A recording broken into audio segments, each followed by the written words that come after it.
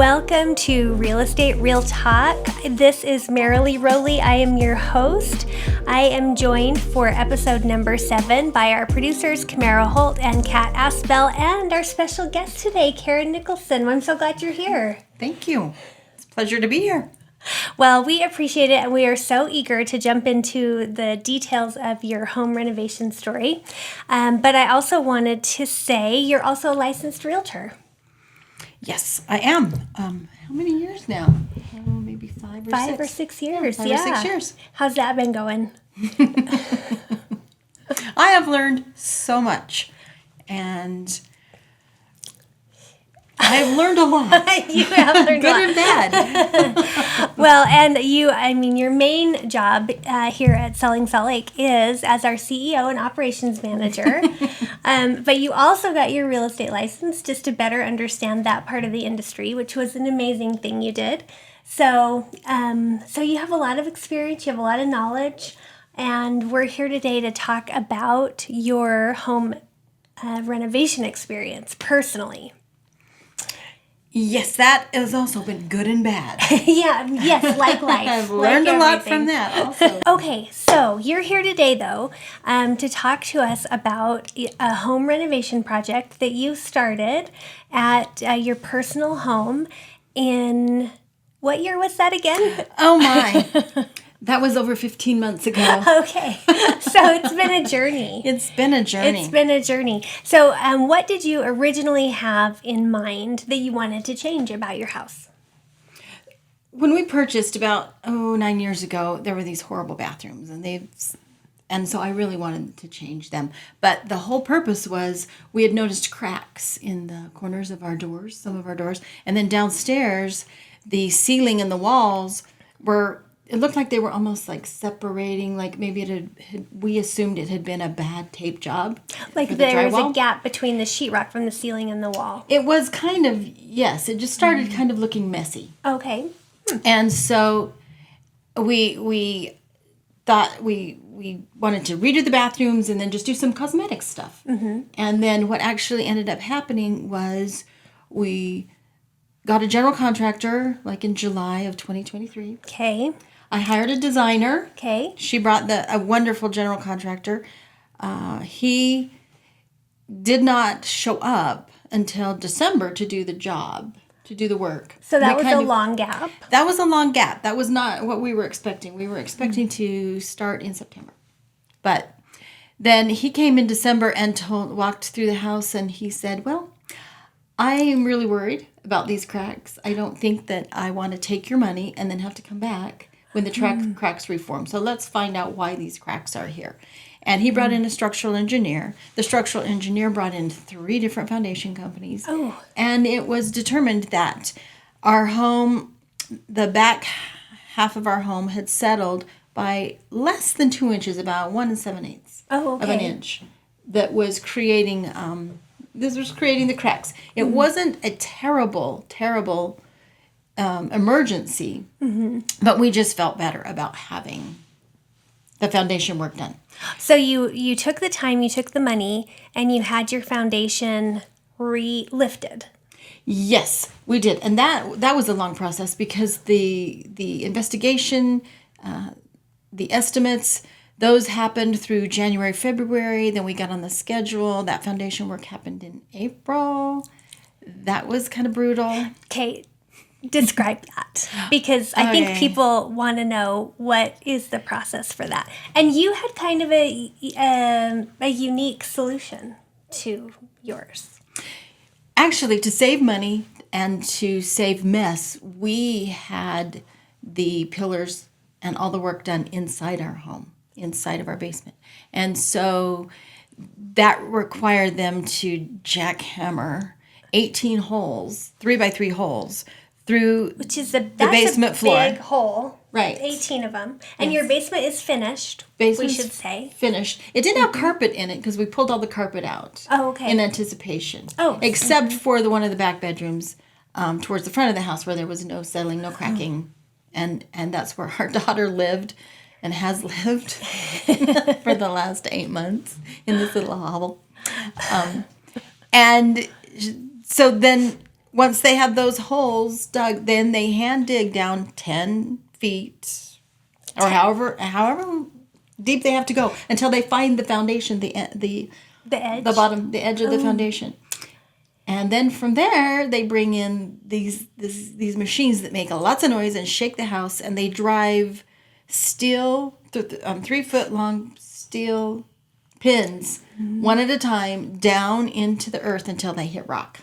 So all the way to bedrock. All the way to bedrock, and they went down another 36 feet. Wow. Yeah. So, okay, so just picture it. 18 holes, 3x3 holes throughout the back of the basement. And where do they put all that dirt? In the middle of the room. Oh, yeah. So it's just there, inside your house. It's just there, yeah. I could have had a garden. I could have planted things in the dirt there. You know? I could have had a garden in my basement. What a missed opportunity. It was a missed opportunity. But I bet you're glad that part's over. Yes, I am. Chocolate pudding was my friend during that month, and I gained 10 pounds. Oh, the stress. The stress. Oh, the stress. I can just imagine. The noise, the dirt, the disruption. But you made it through, and now is your house all propped back up where it's supposed to be? Yes, it is. We don't hear any. We used to hear a snap or a pop every once in a while. Oh, yeah. That's all gone. And they cleaned all the dirt. They poured cement over the holes. It's just as good as new. Oh, that's great. We feel really, really confident now in the integrity of the structure of our home. Yeah, that's not going anywhere. No, Yeah. it is not going anywhere. Oh, well, that's good. So that part was good. That was kind of extra. You didn't mean to get that done during your renovation. No, we did not. That was some money. That was, yeah, I can imagine. That was a lot of money. Yeah, I had to give up some stuff from the actual renovation to pay for that, but that was more important. Oh, So. well, that was, you have a very good positive attitude about that. You have to when you go through something like this, you have to look for the good, and there was lots of good. Mm-hmm. There was lots of good. So now that you are finished with that structural part and you're doing all of the cosmetic interior stuff, what are those projects that you're working on? So after the foundation work was done, we brought in the tile guy because the bathrooms were demoed. The bathrooms were demoed back in December. So our family's been sharing like 1.5 baths. Oh. So 2 bathrooms downstairs, totally gone in December. And then we had to bring in the tile guy to do all the work for the bathrooms. And he stayed. He just left probably 4 weeks ago. He was there for 3.5 months. So Josh is a new member of your family. Josh is a new member of our family. We love him. And we're going to have a party after it's all done. Josh is going to bring his wife and his daughter. And he has a wife and a daughter. Mm-hmm. See, I assumed that he was at your house so much he couldn't possibly have his own family. Oh my gosh, no! He was a hard worker. Yeah, he would show up around 10, and he wouldn't leave until 7.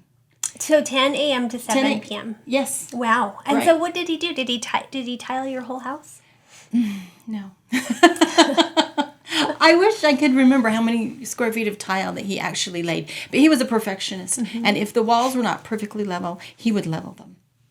And he would level the floors. And he constantly walked around with this big, long level, measuring things. And he was very precise in all of his cuts. And if he didn't like it, he just was really methodical. Yeah, it sounds like he was the kind of craftsman that everybody wishes they could have, that they could find somebody that meticulous in their work. Yeah. So are you happy with the tile? Love it. It's so gorgeous. Oh, it is good. Absolutely gorgeous. And every other tradesman that comes in, they marvel at it. So we feel like we have a work of art. And our new bathrooms are like a work of art. So... And tell me more about, because I know, and maybe this is just your upstairs bathrooms, because the downstairs were demoed, but also in your tile, you had little squares of granite as part of the original design in your tile upstairs, right? Yes, we did. And we changed the granite upstairs, which is gorgeous. On the countertops. On the countertops. And but in the shower of the primary bath and the floor were embedded 2x2 pieces of the original granite. From the countertop. So it matched. From the countertop. So it together. matched. Yeah, it was gorgeous. Really nice touch. But now I had different granites countertops in that bathroom. And I asked for them to put these 2x2 pewter medallions in. Josh, the tile guy, who's ever a perfectionist, said, no, I will not do that unless I'm going to do the whole entire bathroom. I won't risk cracking tiles and making you unhappy. And because he would have had to pry out these little 2x2 squares, and there's no way he could probably have done that without damaging the surrounding tile, which you didn't want to change. No, I did not want to redo the primary bathroom. So I put on my little thinking cap. And this is why you're such a good CEO and operations manager. You're so solution oriented. I'm like, I want what I want. I want what I want. So I investigated paint. I investigated a few other things, and then finally found a really heavy duty outdoor vinyl sticker that a company called Rockin' Monkey could make for me. And then so I got these stickers, and all I had to do was just. I found the tile that I wanted. Okay. Got a digital photo of the actual pewter tile that I wanted.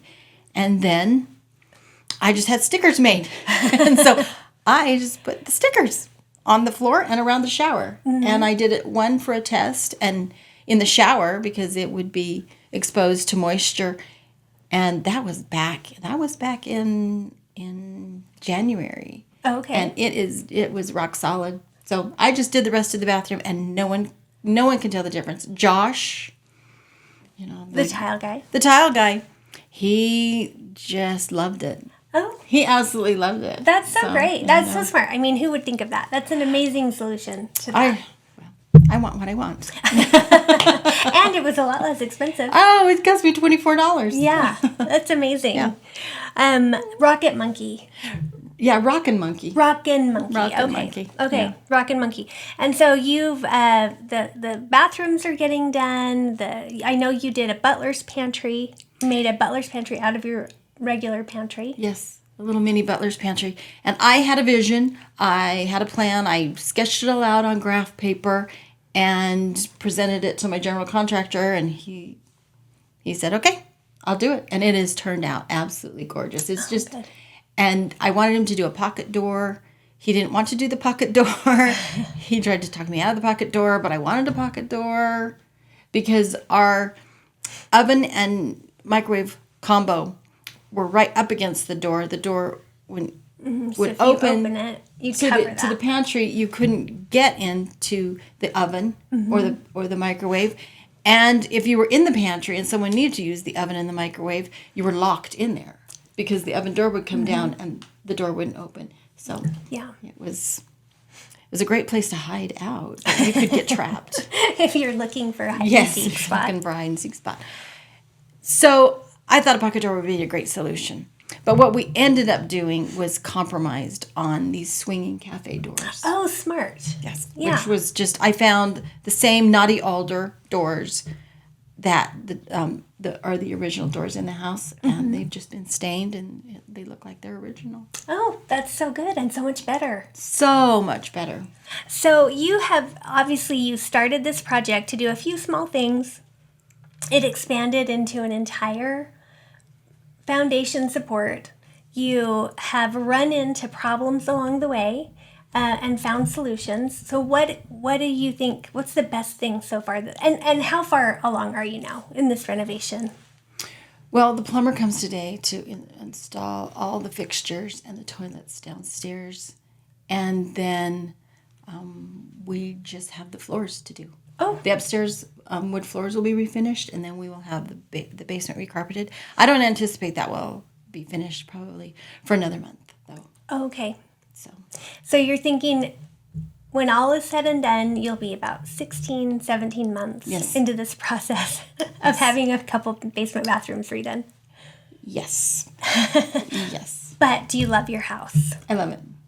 We do. That's good. We have fallen in love again with the house, and we've learned a lot. and our marriage has survived. And it's stressful. It is stressful, and it's stressful on the whole family, especially when you have strangers coming in and out of your home. And we feel very lucky that we have a great general contractor. He's amazing. We gave him money up front. That's why he came in December to really start the job. And that very day, he took the check out of his pocket, handed it back, and he said, "Until I actually start the work, I'm not taking your money." Oh. And then he has brought very professional subs to work in our home, and we've fallen in love with all of them. Oh yeah. The painter, instead of 1 week to paint, it's taken 4 weeks because our painter Bob only works at night because he has a day job. But he's a widower, and he's such a nice man. And just we started talking the first night he was there. In fact, he should have been painting, but we were talking. And he told me his life story, and then he's kind of a tender-hearted man, and he makes me cry and with his little stories. So, wow. So you have a lot bigger family now than you did. Yes. Bob is also coming to the party that we're having when this is all done.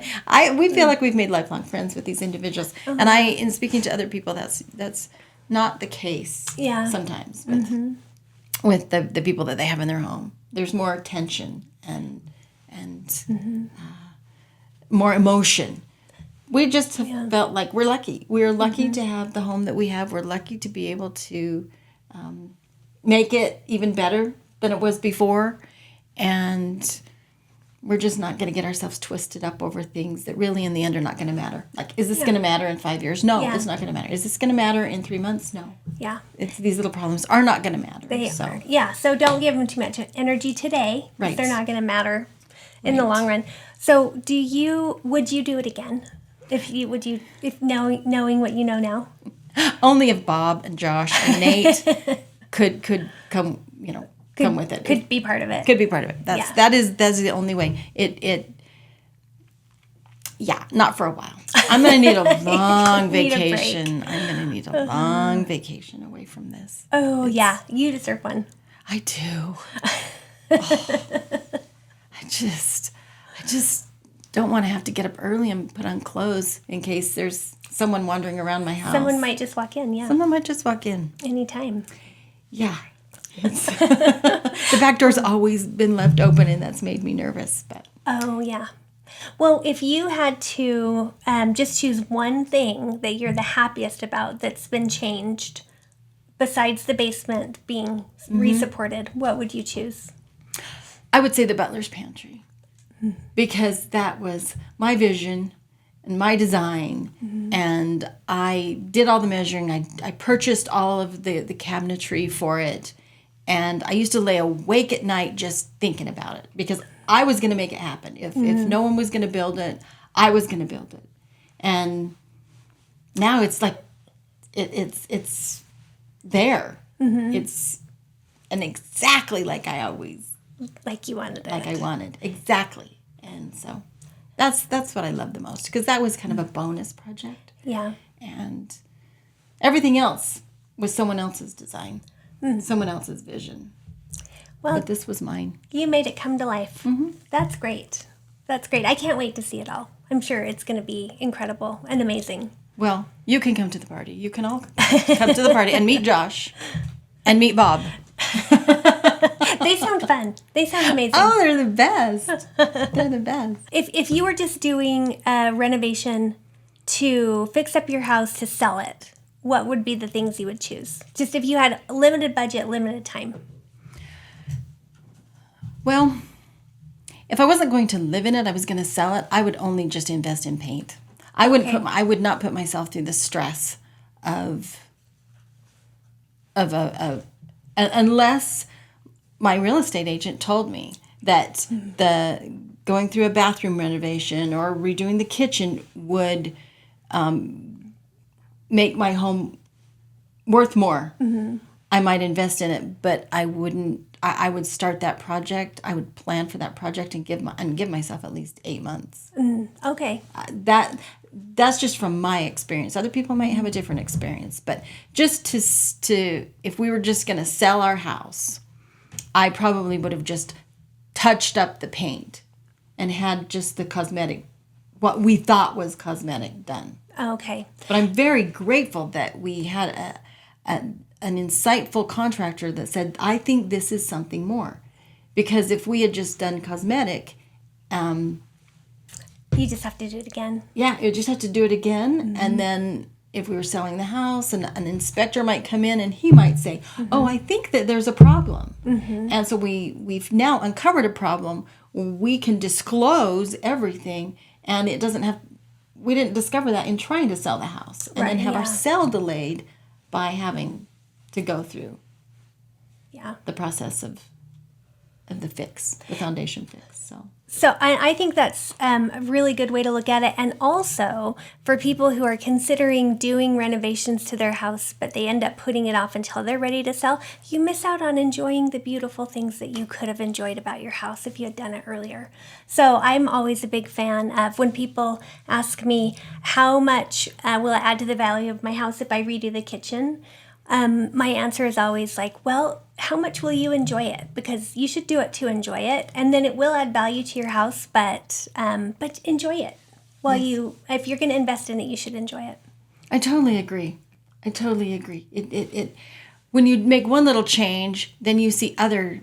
That's the other pitfall, is you look around and see other things you want to change, and so I've bought a whole bunch of power tools, and I've been making accent walls, and I have a good relationship with the subs because I'm down there with them with my hammer and my tape measure. I have a tape measure that I carry everywhere in my purse, and I'm pretty proud of the projects that I've done myself. Good for you. Yeah. You've learned all the new skills. I have. I can run a miter saw and a table saw, and I have 2 nail guns, and I know. That's pretty amazing. Oh, I have learned a lot. Well, thank you for coming and spending some time with us today to teach us about some of these things that you have been through and done and accomplished and the solutions you found. I'm so happy for you and your renovation. I'm glad it's coming to an end. And with your permission, we will post your before and after pictures if you have any that you'd like to share, just so we can say, look what Karen did. She's amazing. I would love it. Okay. I would love to share those. We'll do that. So thanks once again to our guest today, Karen Nicholson. She is also the CEO and Operations Manager of Selling Salt Lake.